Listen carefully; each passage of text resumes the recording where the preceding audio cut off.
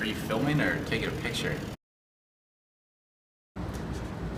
Hello, my name is Steve Stevenson, and today we will have Stanton Coit joining us on our show today, the Stevenson Show.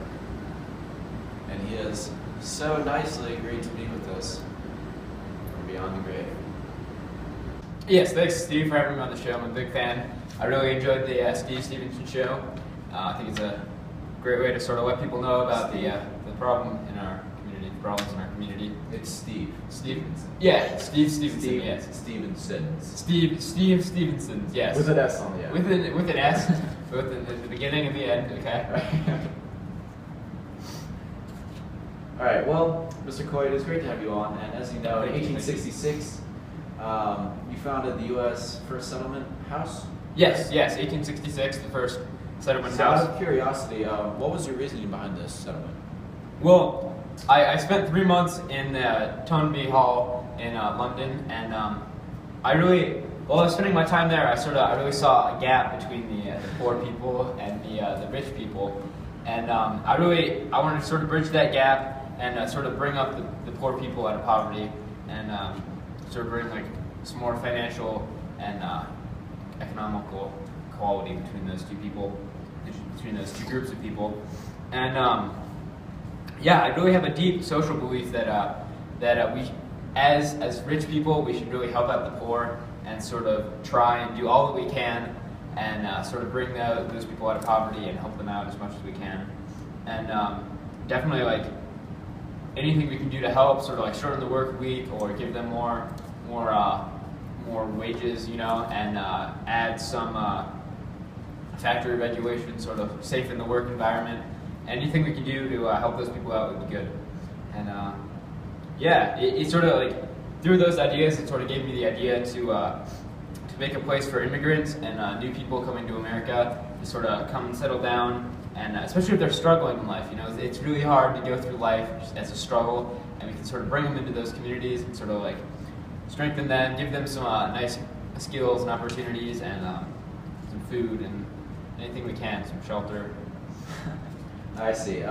So you felt that obligated to help out with the poverty problem. What do these settlements have to offer? What do the settlements have to offer? Well, it's sort of like a little community, really. It's like we got the theaters and like all the arts programs we can, and sort of like little sort of like pre-lawyer groups going on, and then also like we got farms and stuff, and like we're just helping out as much as we can, really. Like sort of we want to bring in these people, sort of teach them some valuable skills so they can go on to the workplace and just sort of, you know, take over, get a nice job, little wage, maybe start a family if they can. Really, anything we can do, like early childhood education. Education is really the key to success here. It is. Yeah, exactly. I mean, I'm sure you didn't get where you are now with your show without having a good education. We want people to have that. It was mainly the name, though. Name of the name. Yeah. It is probably the name of the game. Yeah, all the S's too. You know. The game is the name. You could have been like the Jim Stevenson show. That just won't work out, man. Word to your brother. All right. Well, this is quite amazing. On another note, do you have an opinion on the poverty levels as they are today? I do, in fact, actually have an opinion. I believe that in America, like I believe there's actual evidence to back this up, but there are a lot of poor people. There's actually, I have a number here for you, 46 million poor people in the U.S. right now, and that was what last year. I mean, as far as we know, the research has shown that those numbers are raising, and through my programs and what we can do, we really want to get those numbers down and sort of help out people as much as we can, and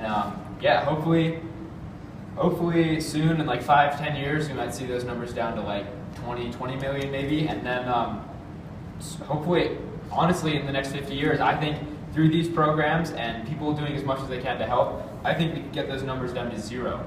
Just have one big zero number and have no poor people left, and that would really be benefit to all of society, especially those people too. Like imagine like a homeless person, like if he comes into my program, he can learn some skills, maybe start a job, you know, have some money to work with, and like rent an apartment or whatnot, and he can be part of the community. And I think that's really a valuable thing, and I hope those people appreciate it. I appreciate the help that we're trying to give them, and Yeah, well, as co-owner of the Steve Stevenson Show. We are You're not the owner. You're just co-owner. co-owner. Yeah, my That's producer. what kick in the ass. Yeah, man. We are ready to make a sizable donation in efforts of poverty. That's so touching. Oh man, it's amazing. I just came here to sort of like spread the news, and now you're making a donation already. It's awesome. It's actually coming out of my own pocket. Your own pocket. Yeah, Wow. a total of $8. $8. Oh Yeah. my God! You Awesome. can feed a Dude, small family. I'll let the camera see that. A whole Small, $8 right there, thanks to the courtesy of Steve Stevenson. Wow, I appreciate that, Steve. Thank you. Thank you. Yeah. So, poverty. Yeah. How do you plan on fixing this? How do I plan on fixing this? Well, Besides my $8, which contributes. well, yes. I mean, your $8 can go very far away. Maybe feed one person for a meal, and fried rice. fried rice, yes. And I feel like it's a really Enjoy. as much as my foundation and the communities that we're trying to build, as much as those can help, I think it's also the government's job to sort of help those people out and do as much as they can to help those people out. Sort of support, especially the children of those poor people, because they're really the future. Like we can help out as much as we can with the older generations, you know. But it gets to a point where, as much as good as we try to do for them, it's not really going anywhere. We got to sort of help out the younger generations, you know, bring on the future, and especially through education, really. If we educate the lower groups and the government works on their schools and whatnot, and we get those people right and educated, then they can sort of go on and like build a good future for themselves and hopefully their future families. And definitely maybe like lower the taxes for the poor people too. I think if the government can do that, then they can sort of have more. The poor people can have more money that they can spend on the food and the things that they need in their lives, and as I said before, sort of helping those people out, maybe giving them more money for their wages, you know, work more money but fewer hours for those hours.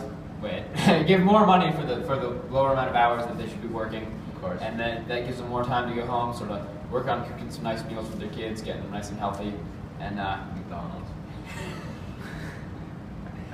yeah, and just sort of go on and work as much as they can. And definitely the safety regulations, getting those going.